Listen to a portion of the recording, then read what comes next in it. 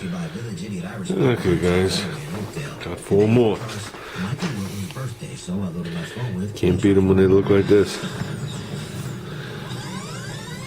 So, now you know what pays the car bills around here. Put that lower. So now you know how we paid for the carburetors. Yes, I still pedal tires, I guess. I don't wanna, but I do. Okay, back out here. I don't think we're gonna be out here long today. Taking a break from this. Well, that's as much as we could do on this. I want to remove this glass. Brought home my tool.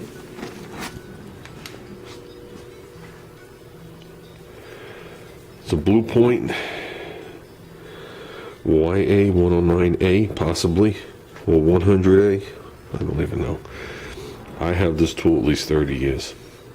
The object is to get it in between there and pull on it. I mean, that's one hell of a cable.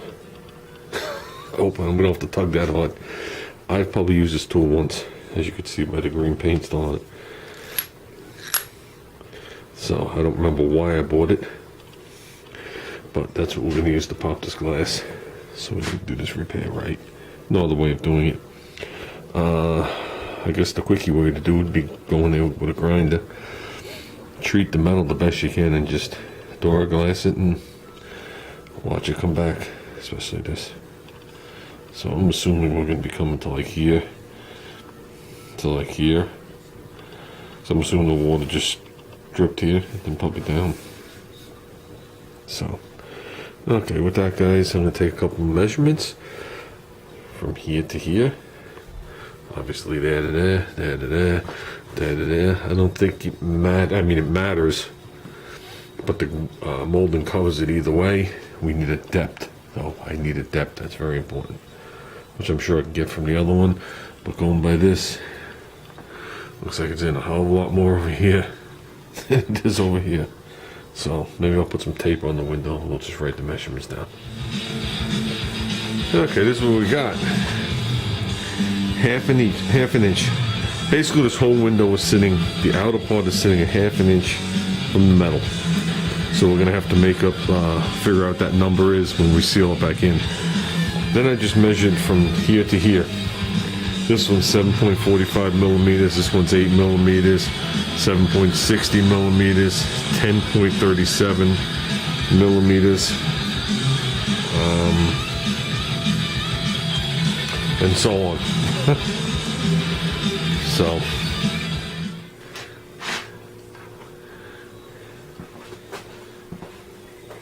okay, guys, hopefully you can see I already broke the seal free right down to the corner. You gotta be careful when you get to these corners. Oops. That you don't pop the glass. So I am going to try. I'm going to put on my ugly googlies. If you ever got shit in your eye, you don't want to wear them. The object is to keep it tight to the glass. And use this handle to pull, and this handle to steer it. Okay, it's like going through water. If you steer it down, it goes down. You want to keep it tight to the glass, but obviously you don't want to pull the glass out and break the glass. Sometimes when you do this and you warm it, as you go through it, reseal. Some people do this with wire.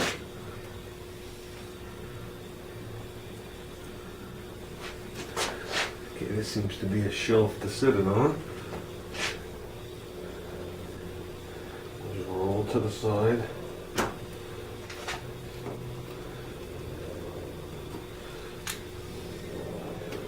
Careful not to pop this glass.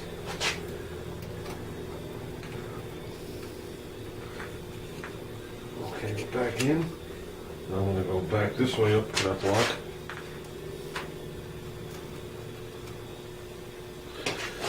And this piece goes right over. I'm going to come back. I never broke that seal. That seal's been broken, I guess. Apparently this is going to get in the way. There you go. I don't know if we got to do anymore, but I'm probably going to.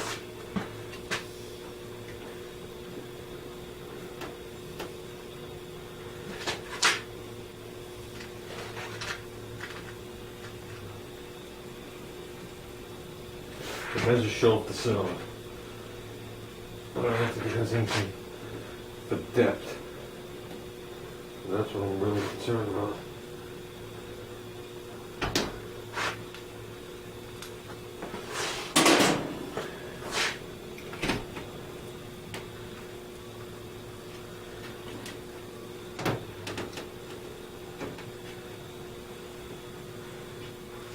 I ain't trusting these suction cups.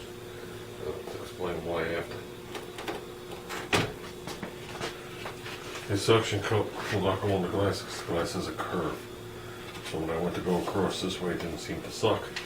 But it seemed to did not have a problem. It's barely on there. Didn't seem to have a problem when I did it on the windshield. So I don't know if it's because they're cold, because they're old, or because they're Harbor Freight. So, okay, we got the glass out. Now let's find a place to put the glass that's safe.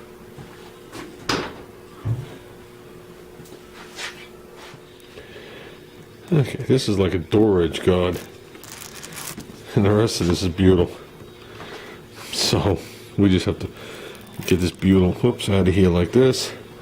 Get this other butyl off to the side. And find out what is going on right there. It's nice that they curve it in so that it makes a place for the water to lay. Okay guys, in this mess, this is what you have. You have the outer skin here that wraps around, and back here it only wraps around, only wraps around a little bit, then it comes over. See it? It lays on top of this.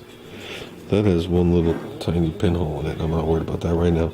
But this skin lays on top of this skin.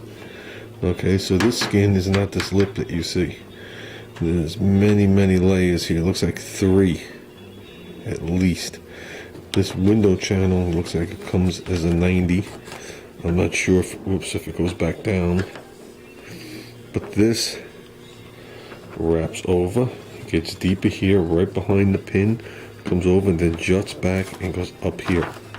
So this metal is a layer thicker than this metal.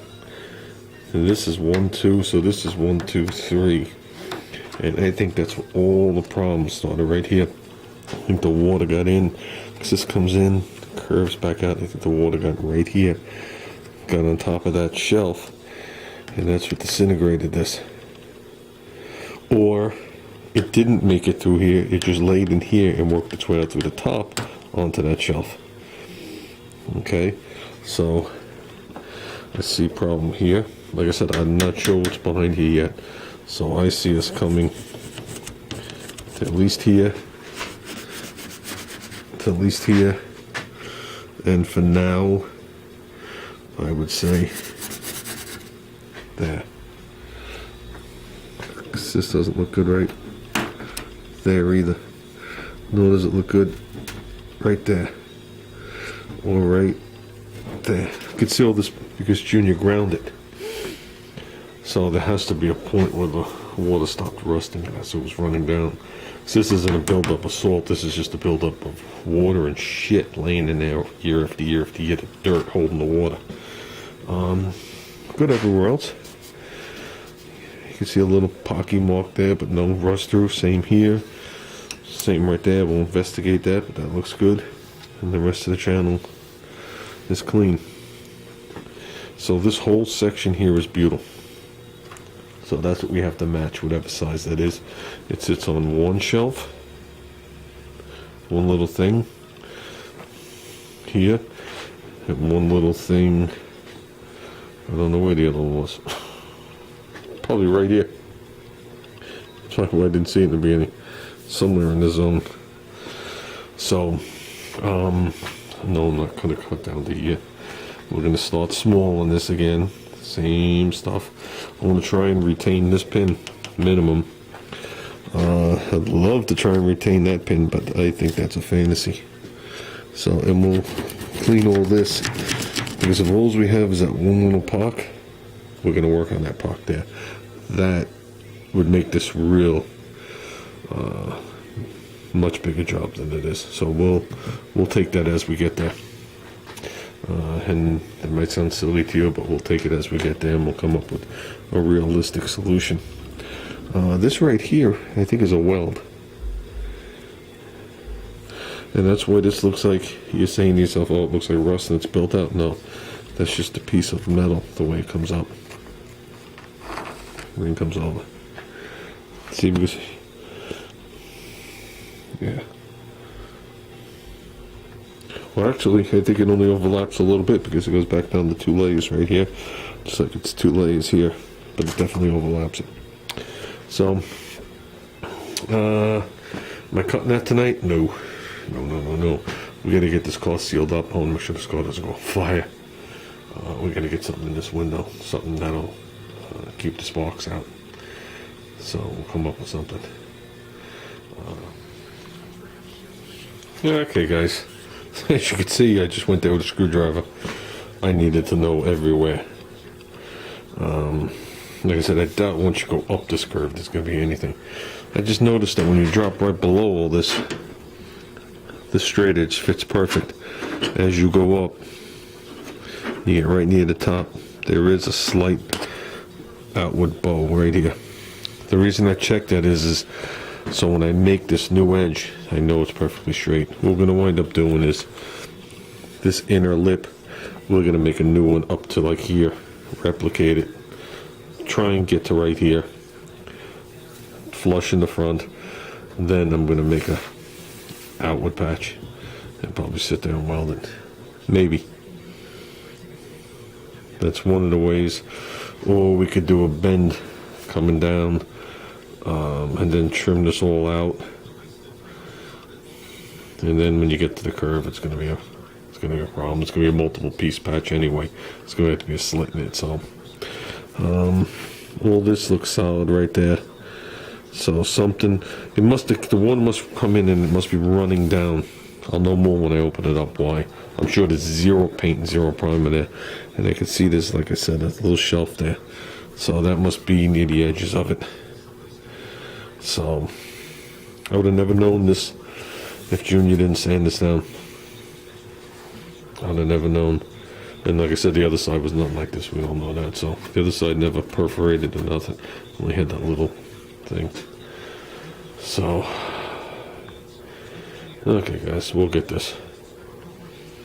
This one I'm not going to enjoy. I can tell you guys right off the bat. I'm not going to enjoy doing this.